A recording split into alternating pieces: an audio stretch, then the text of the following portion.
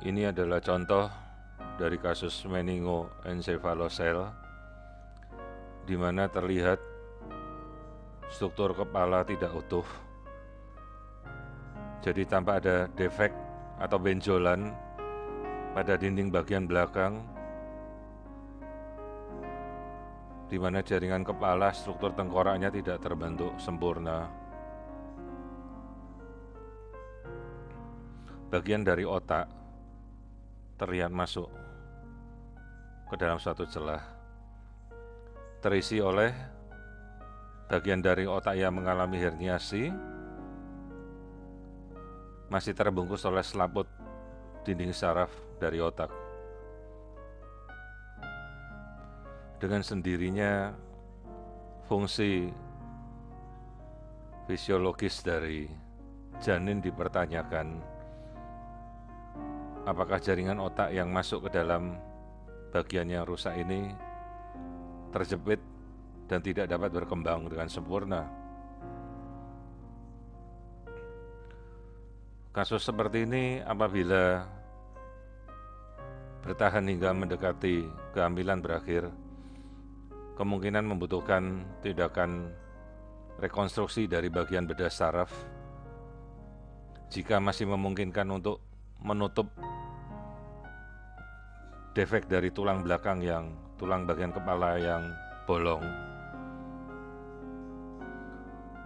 Jarang berhubungan dengan kelainan genetika, kalaupun terjadi biasa berhubungan dengan kelainan kromosom trisomi 18 atau Edwards syndrome.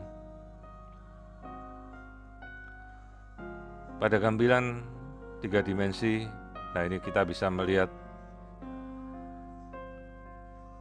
ini bagian kepala dan ini bagian struktur yang keluar dari tempurung kepala, meningoencephalocele. Jadi jaringan yang keluar mengalami herniasi berasal dari dinding belakang tempurung kepala yang tidak tertutup.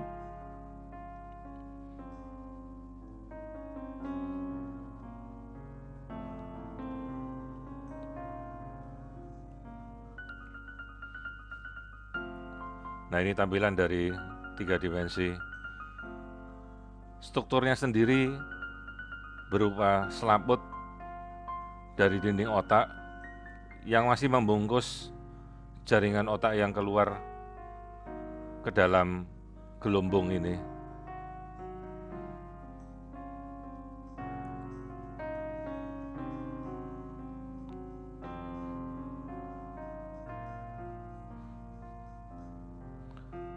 Nah, ini bagian yang bisa kita lihat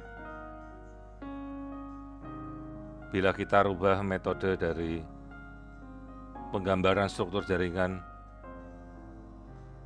kelihatan bahwa struktur itu berupa cairan, tidak terbungkus oleh tempurung kepala.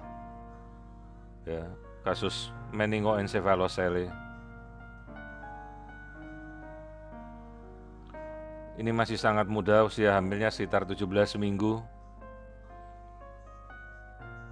Namun sudah bisa cukup jelas untuk melihat kelainan-kelainan dari kepala.